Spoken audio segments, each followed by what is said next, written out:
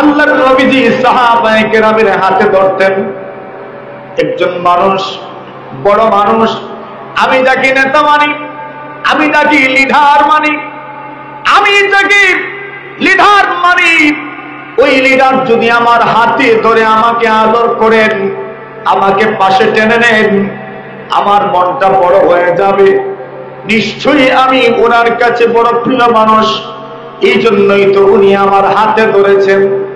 এটা আলামত হলো উনি আমাকে মহব্বত করেন, আমার উপর আস্থা রাখেন, আমি ওনার আস্থাভাজন মানুষ, আমি ওনার বিশ্বাসযোগ্য মানুষ, নির্ভরযোগ্য মানুষ, তবেই তো আমার হাতে ধরেছেন। আবু হুরায়রা বলেন, ফাআখাযা রাসূলুল্লাহি সাল্লাল্লাহু আলাইহি ওয়াসাল্লাম বিয়াদি, আল্লাহর নবীজি আমার হাতে ধরলেন। আমার হাতে ধরে বলেন, আল্লাহর নবীর সাহাবী আবু হুরায়রা বলেন, ফাআদ্দা খামসা, আল্লাহর নবীজি আমার হাতে ধরে একাধারে 5টা কথা বললেন। আর বললেন যে আবু হুরায়রা, এই 5টা কথা তুমি স্মরণ রাখো, নিজেও আমল করো, এবং এখন যারা শুনে নাই ওই মানুষগুলোকে আমল করার জন্য তুমি শোনায়া দাও। সুবহানাল্লাহ। এই কথাগুলোর মধ্যে কি ছিল? এটা আমার বলার উদ্দেশ্য। আল্লাহর নবীর সাহাবী আবু হুরায়রা বলেন, ফাআদ্দা খামসা, একাধারে রাসূল 5টা কথা বললেন। 5 কথার প্রথম নম্বর কথা হলো, ইত্তাকিল মাহারিমা তাকুন আবাদান নাস।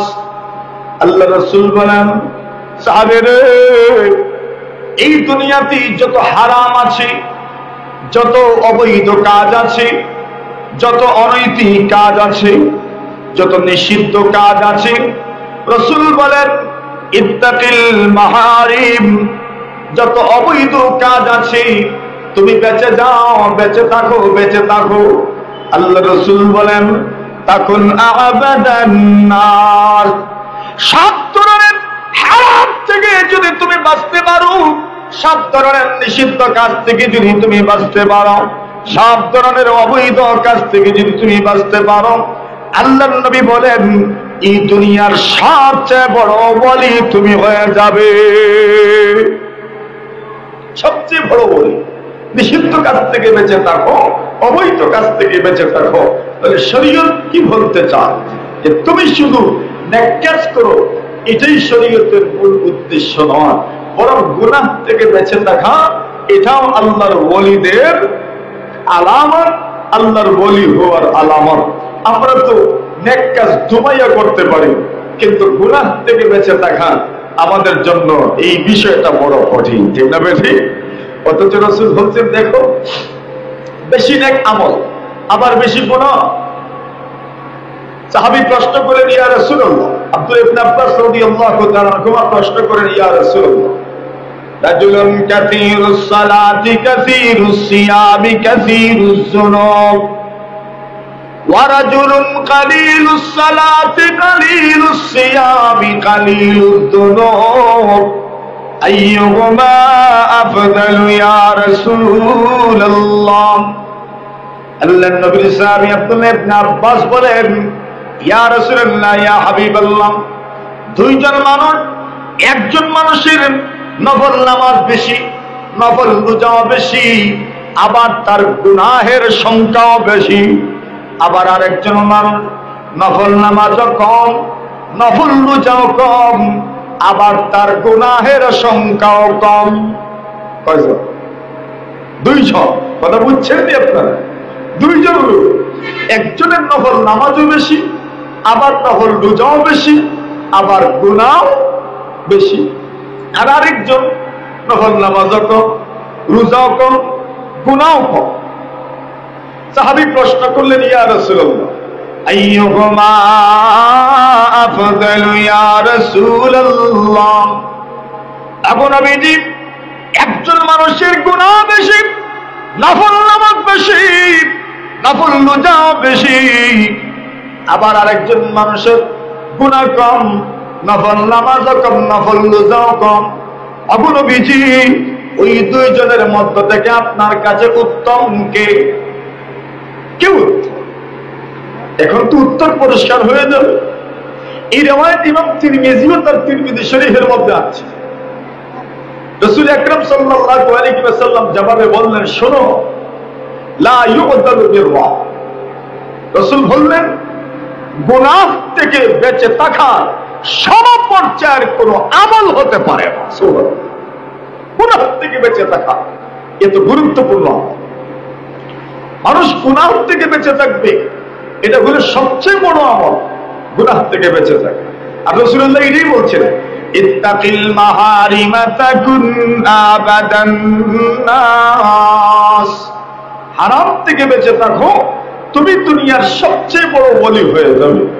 গুনাহ থেকে তুমি বেঁচে থাকো। রাসূল আকরাম সাল্লাল্লাহু আলাইহি ওয়াসাল্লাম সাহাবায়ে কেরামদের সামনে বিষয়গুলো যখন তুলে ধরলেন, রাসূল আকরাম সাল্লাল্লাহু আলাইহি ওয়াসাল্লামের সাহাবায়ে কেরাম এই বিষয়গুলোর উপর এত মজবুত ছিলেন, এত শক্তভাবে ছিলেন যে সাহাবায়ে কেরাম দুনিয়া ইধর কা উধর হয়ে যায়, দুনিয়া এদিক হয়ে যাক সেদিক হয়ে যায়, সাহাবায়ে কেরাম রাসূলুল্লাহর তরিকা থেকে একটা ইঞ্চিও সরে যান নাই। ঠিক না সাহাবায়ে কেরাম? আমরা যে আয়াতে কারিমা তিলাওয়াত করেছি, এই আয়াতের মধ্যে আল্লাহ পরবর্তীকারে আলম এত সুন্দর কতগুলো কথা বলেছেন, যেই কথাগুলো থাকার কারণে হযরত ওমর ইবনে আব্দুল আজিজ রাহিমাহুল্লাহু তাআলা জুমার খুতবার মধ্যে এই আয়াতটাকে যোগ করেছেন, যাতে করে জুমার খুতবার মধ্যে যতগুলো নসিহত করা হবে, যত ওয়াজ আসবে, যত বক্তব্য আসবে, সর্বশেষ যেন এই আয়াতে কারিমা তিলাওয়াত করা হয়। কেন এই আয়াতের মধ্যে দুনিয়ার সবচেয়ে বড় বড় নসিহতগুলো এই আয়াতের মধ্যে আল্লাহ তাআলা নাযিল করেছেন। এই আয়াত এত গুরুত্বপূর্ণ এক আয়াত। রাসূলুল্লাহ সাল্লাল্লাহু আলাইহি ওয়াসাল্লাম যখন ইসলামের দাওয়াত দিতে লাগলেন এবং রাসূলের কথা যখন পুরা আরবে, শুধু আরবেই নয়, আজম পর্যন্ত সেই যুগের বড় বড় রাজা, বাদশাহ এবং তাদের সাম্রাজ্যে মুহাম্মদ সাল্লাল্লাহু আলাইহি ওয়াসাল্লামের আলোচনা যখন ছড়িয়ে ছিটিয়ে পড়ল, রাসূলুল্লাহ যখন সুর উঠে গেল, তখন পুরা দুনিয়ার মানুষ রাসূল করিম সাল্লাল্লাহু আলাইহি ওয়াসাল্লামের ব্যাপারে চিন্তা করতে লাগলো, বিবেচনা করতে লাগলো, ভাবতে লাগলো। কেউ তো আলহামদুলিল্লাহ রাসূলুল্লাহর এই আখলাক, তার চরিত্রের কথা শুনে অনেক মানুষ তো মুমিন হওয়ার জন্য প্রস্তুত হয়ে গিয়েছিলেন। সুবহানাল্লাহ। এমন একজন মানুষ হলেন আকসম ইবনে সাইফি রাদিয়াল্লাহু তাআলা, রাসূল করিম সাল্লাল্লাহু আলাইহি ওয়াসাল্লামের উল্লেখযোগ্য একজন সাহাবী। ওনার জীবনের কিছু ক্যারিজমেটিক নেতৃত্ব গুণে উনি পরিচিতি লাভ করেছিলেন। তার মধ্যে একটা বিষয় হলো ওনার আকল এবং বুদ্ধি আল্লাহ পাক প্রচুর দান করেছিলেন এবং ভালো মন্দের মধ্যে উনি খুব সহজেই পার্থক্য করতে পারতেন। ওনার কাছে যখন রাসূলুল্লাহর দ্বীনি দাওয়াতের সংবাদ পৌঁছল, তখন রাসূলুল্লাহ সাল্লাল্লাহু আলাইহি ওয়াসাল্লাম সম্পর্কে উনি ভাবতে লাগলেন। একটা পর্যায়ে গিয়ে আল্লাহর বান্দা মুসলমান হইতে চাইলেন, কিন্তু ওনার মনে মনে আসলো, আমি যে মুসলমান হয়ে যাব, মুহাম্মদ একজন মানুষই তো, ইসলামের দাওয়াত দিচ্ছেন, সুন্দর সুন্দর কথা বলছেন, কিন্তু এই মানুষটাকে তো প্রথমে চিনার দরকার। ঠিক কিনা? আপনি ওয়াজ শুনবেন, কার শুনবেন, তাকে আপনার প্রথমে চিনার দরকার যে এই লোকটা কেমন, তার আকীদা কেমন, তার মাসলাক কেমন, তার গন্তব্যই বা কি, তার মতাদর্শ কি, কোন মতাদর্শ সে লালন করে, তা তো আপনার জানার দরকার। ঠিক না বেঠিক? এই জন্য স্থানীয় উলামায়ে কেরাম যারা, এদের পরামর্শ ক্রমেই আপনি কাকে আনবেন, কাকে আনবেন না, কার ওয়াজ শুনবেন, কার কাছে মুরিদ হইবেন, এই পরামর্শটা কিন্তু আপনাকে স্থানীয় উলামায়ে কেরামই ভালো দিতে পারে। ঠিক না? আর কথা বুঝছেন নি আপনারা? না বুঝেন নাই? এই কথাগুলো খুব ভালো করে মনে রাখিয়ে, দুনিয়াতে কে কখন কোথা থেকে আসবে একটা বয়ান দিয়ে চলে যাবে, কিন্তু আপনি তো তার সাথে তেমন কোনো সম্পর্ক নাই, তাকে বেশি ছিলেনও না। এখন আপনি কি উনাকে ফলো করে চলতে পারবেন, ওনার সাথে সবসময় কি আপনি যোগাযোগ রক্ষা করতে পারবেন না। এজন্য স্থানীয় উলামায়ে কেরাম যারা, এদের কাছে মাসআলা মাসাইল জিজ্ঞাসা করা দরকার। কেননা আপনি বারবার চাইলে, একবার না বুঝলে বারবার আপনি তাদের কাছে যাইতে পারেন, এই সুযোগটা আছে না নাই? কথা বলেন আছে না নাই? আমার কথা বুঝলেন আপনারা অক্ষলে? এই সুযোগ আছে না নাই? এই সুযোগটা আছে। দেখেন, নবী করিম সাল্লাল্লাহু আলাইহি ওয়াসাল্লামের সাহাবী হযরত আব্দুল্লাহ ইবনে মাসউদ রাদিয়াল্লাহু তাআলা, উনি কুফায় বসবাস করেন। এক সময় কুফাতে সিরিয়া থেকে নবীজির একজন উল্লেখযোগ্য সাহাবী আবু দারদা রাদিয়াল্লাহু তাআলা সিরিয়া থেকে কুফা আসলেন। খুব ভালো করে কথাটা বুঝিয়েন। হ্যাঁ, সিরিয়া থেকে এসেছেন কুফা নগরীতে, আর আব্দুল্লাহ ইবনে মাসউদ আগে থেকেই আছেন কুফাতে। এবং বড় আলেম, নবীর সাহাবীদের মধ্য থেকে সবচেয়ে বড় আলেম যদি বলা হয়, সবার চেয়ে বড় আলেম যদি বলা হয়, তাহলে অন্যতম যাদেরকে বলা হবে তার মধ্যে একজন হলেন আব্দুল্লাহ ইবনে মাসউদ রাদিয়াল্লাহু তাআলা।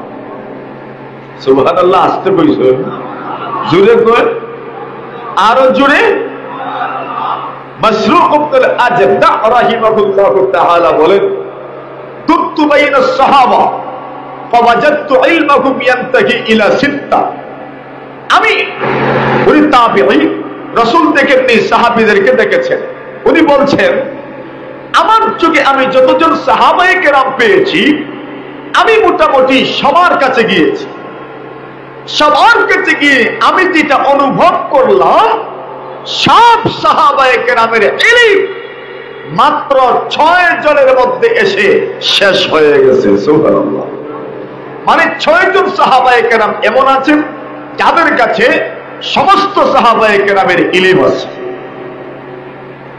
সুম্মা নাযারতু, অতঃপর আমি আরো গভীর দৃষ্টিতে, আরো তীক্ষ্ণ দৃষ্টিতে আমি তাদের মধ্যে আমি ভালো করে চিন্তা করলাম। ফাওয়াজাদতু ইলমাহুম ইয়ানতাহি ইলা ইসনাইন। মাসরুক ইবনে আজদা বলেন, আমি ভালো করে চিন্তা ভাবনা করে দেখি, এই 6 জনের ইলম 2 জনের মধ্যে আল্লাহ দান করেছেন। একজন হলেন আলী রাদিয়াল্লাহু তাআলা, আর আরেকজন হলেন নবীর সাহাবী আব্দুল্লাহ ইবনে মাসউদ রাদিয়াল্লাহু তাআলা। এই 2 জনের মধ্যে আল্লাহ পাক সমস্ত সাহাবায়ে কেরামের ইলমের একটা ঝলক আল্লাহ পাক এখানে রেখে দিয়েছেন। আল্লাহু আকবার। এত বড় আলেম, যার ব্যাপারে খলিফাতুল মুসলিমিন হযরত ওমর রাদিয়াল্লাহু তাআলা আনহু, ওনার জামানা, ওনার খেলাফতের আমলে উনি নিষেধ করলেন, কোরআন যেন কেউ মুখস্থ পড়ায় না, কোরআন যেন কেউ মুখস্থ লিখায়ও না। কেউ কোরআন মুখস্থ পড়াবেনও না, কেউ কোরআনে কারীম মুখস্থ লিখাবেনও না।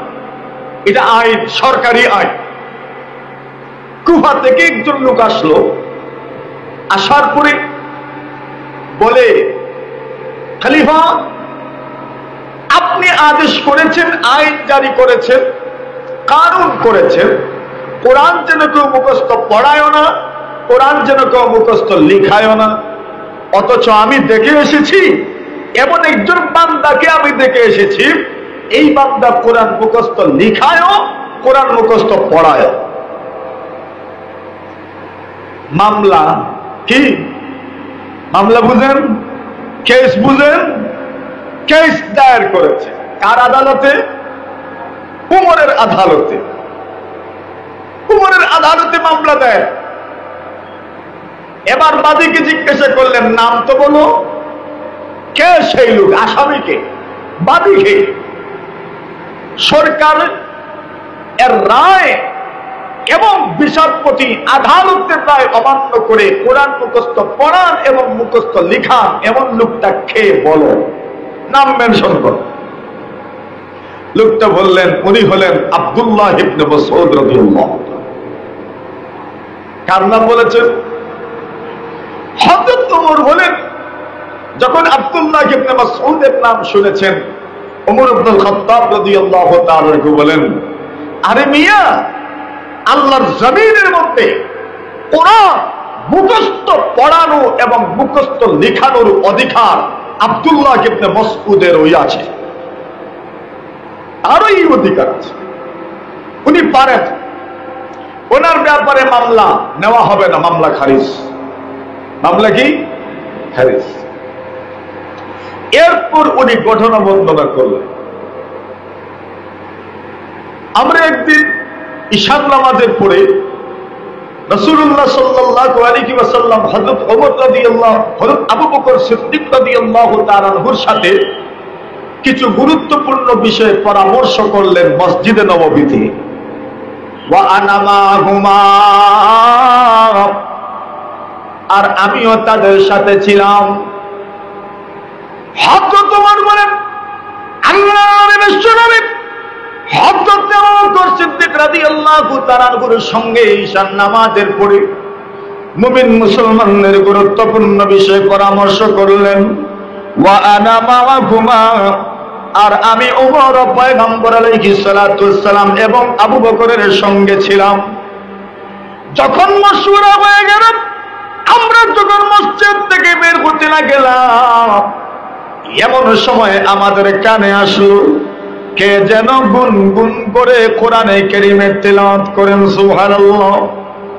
আল্লাহর নবী বলেন, অন্ধকার না, একটু দেখো কে যেন আল্লাহর কোরআন তিলাওয়াত করে। হযরত ওমর বলেন, আমরা গভীরভাবে লক্ষ্য করে দেখি আল্লাহর নবীর সাহাবী হযরত আব্দুল্লাহ ইবনে মাসউদ রাদিয়াল্লাহু তাআলা আনহু আল্লাহর রাসূলের মসজিদে নববীর মধ্যে দাঁড়ায়া নামাজের মধ্যে আল্লাহ তাআলার কালাম তিলাওয়াত করতে আছেন। রাসূলুল্লাহ বলেন, শুনো, কেউ যদি চায় তার কোরআন তিলাওয়াত বিশুদ্ধ হোক, এমন বিশুদ্ধ লাওহে মাহফুজের মধ্যে কোরআন যেভাবে আছে এইভাবে যদি কেউ তিলাওয়াত করতে চায়, সে যেন আমার আব্দুল্লাহ ইবনে মাসউদের মতো কোরআন তিলাওয়াত করে। জোরে বলেন সুবহানাল্লাহ। যদি এমন ভাবে তিলাওয়াত করতে পারে, তাহলে তার কোরআন তিলাওয়াত লাওহে মাহফুজের কোরআন তিলাওয়াতের মতো হয়ে যাবে। আল্লাহু আকবার। এত বড় আলেম আব্দুল্লাহ ইবনে মাসউদ রাদিয়াল্লাহু তাআলা, উনি কুফাতে আছেন, আর কুফা নগরীতে সিরিয়া থেকে এসেছেন নবীজির উল্লেখযোগ্য একজন সাহাবী, নাম কি? আবু দারদা রাদিয়াল্লাহু তাআলা। নবীর উল্লেখযোগ্য একজন সাহাবী, অত্যন্ত উল্লেখযোগ্য সাহাবী আবু দারদা রাদিয়াল্লাহু তাআলা। নবীজির হাদিসের উল্লেখযোগ্য একজন বর্ণনাকারী রাবী আবু দারদা রাদিয়াল্লাহু তাআলা, উনি কুফায় এসেছেন সিরিয়া থেকে। দূর থেকে কোনো মানুষ আসলে এই মানুষের সাথে দেখা সাক্ষাৎ করা এটাও আদব, এবং ওনার কদর করা এটাও ইসলামের আদবের অন্তর্ভুক্ত, ঠিক না? ইসলামের আদবের উনি মেহমান। রাসূলুল্লাহ বলেন, মান কানা ইউমিনু বিল্লাহি ওয়াল ইয়াউমিল আখির ফালইউকরিম দাইফা। রাসূলুল্লাহ বলেন, যারা আল্লাহ এবং পরকালের উপর বিশ্বাস স্থাপন করে এরা যেন তাদের মেহমানকে কদর করে, ইজ্জত করে। শুনে রাখুন, আবু দারদা সিরিয়া থেকে আসার পরে ওনার যথাযথ মূল্যায়ন হইল। এইবার কুফার মানুষেরা অনেকগুলো মাসআলা মাসাইল আবু দারদাকে জিজ্ঞাসা করা শুরু করলেন। নবীর সাহাবী আব্দুল্লাহ ইবনে মাসউদ আগের থেকেই কুফাতে আছেন, আর আবু দারদা সিরিয়া থেকে এসেছেন, আবার চলেও যাবেন। আর এসেছেন বিদায় ওনাকে অনেকগুলো মাসআলা মাসাইল সম্পর্কে জিজ্ঞাসা করা হলো যে এই মাসআলার সমাধান কি, অমুক মাসআলার সমাধান কি, অমুক মাসআলার সমাধান কি, অমুক মাসআলার সমাধান কি। উনি সবগুলো মাসআলা শুনলেন, শোনার পরে বললেন, তোমরা যে আমাকে জিজ্ঞাসা করো কেন? সুবহানাল্লাহ। আমাকে তোমরা কেন জিজ্ঞাসা করো? আমি সিরিয়া থেকে এসেছি, আজকে থাকবো, না হয় আরো কয়েকদিন থাকবো, আবার চলে যাব। আমাকে তো তোমরা সব সময় খুঁজে পাবে না, তাহলে কেনই বা তোমরা আমাকে এই ব্যাপারে প্রশ্ন করছো, আর আমার কাছ থেকেই বা তোমরা কেন জানতে চেষ্টা করছো? উনি বলেন, তোমাদের কি এত আকাল পড়লো যে তোমাদের এখানে কত বড় বড় আলেম আছেন? আলাইসা ফীকুম সাহিবুন নালাইন, আলাইসা ফীকুম সাহিবুল বিসাদাম, আলাইসা ফীকুম সাহিবুত তাহুর, আলাইসা ফীকুম সাহিবুস সিওয়াক। আপনারা বলেন, তোমরা আমাকে মাসআলা জিজ্ঞাসা করো, তোমাদের মধ্যে কি নবীর জুতাওয়ালা নাই? তোমাদের মধ্যে কি রাসূল করিম সাল্লাল্লাহু আলাইহি ওয়াসাল্লামের বালিশ বহন করনেওয়ালা নাই? তোমাদের মধ্যে কি রাসূল করিম সাল্লাল্লাহু আলাইহি ওয়াসাল্লামের মিসওয়াক বহন করনেওয়ালা নাই? তোমাদের মধ্যে কি রাসূল করিম সাল্লাল্লাহু আলাইহি ওয়াসাল্লামের প্রচুর পানি বহন করনেওয়ালা নাই? সুবহানাল্লাহ। কথা বুঝছেন কিছু? এবার বুঝাইয়া দিই। নবী করিম সাল্লাল্লাহু আলাইহি ওয়াসাল্লাম যখন সফর করতেন, ওনার একটা গদি ছিল, গদি মনে করে একটা ছোট্ট বেডের মতো। রাসূল যখন সফর করতেন তখন সফরের অবস্থায় ওই বেডটা, ওই গদ্দিটা আব্দুল্লাহ ইবনে মাসউদ রাদিয়াল্লাহু তাআলা আনহু নিজের হাতে উঠাইতেন। সুবহানাল্লাহ। এই জন্য ওনাকে বলা হয় সাহিবুল বিসাদা। রাসূল করিম সাল্লাল্লাহু আলাইহি ওয়াসাল্লামের মিসওয়াক এইটাও আব্দুল্লাহ ইবনে মাসউদের হাতে থাকতো। সুবহানাল্লাহ। এজন্য ওনাকে সাহিবুস সিওয়াক বলে।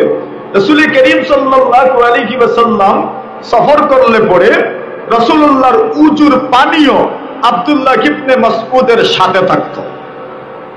সুবহানাল্লাহ। নাই না আছে? সুতরাং উজুর পানি নিয়ে যাওয়া এটাও এক সুন্নতের অন্তর্ভুক্ত।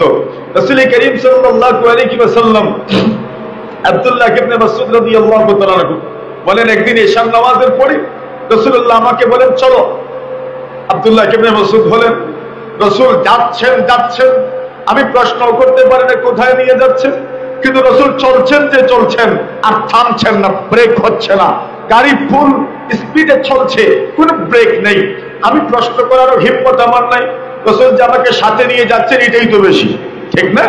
ঈশার নামাজের পরে আমাকে নিয়ে গেলেন। আব্দুল্লাহ ইবনে মাসউদ বলেন, যেতে যেতে যেতে যেতে যেতে যেতে একটা জায়গায় গেলাম, যাওয়ার পরে দেখি এখন বস্তি ওই শেষ, আর বস্তি নাই, সামনে শুধু বন জঙ্গল আর বড় বড় পাহাড়। রাসূলুল্লাহ আমাকে বললেন, একটা রেখা টেনে দিলেন। রেখা বুঝেন? টান বুঝেন? গুল্লা খেলছেন নি? গুল্লা বন্দি খেলছেন নি? বন্দি, এই বন্দি আর গুল্লা একটা টান দেয়নি, টান দেয়, গুল টান দেয়। এই গুল জায়গাতে আপনাকে ঢুকতে হবে, সারা দেশ দৌড়িয়া হইলেও এখানে একবার ঢোকা লাগবো, ঢুকলে পরে আপনার 1 পয়েন্ট হইল, ঠিক না?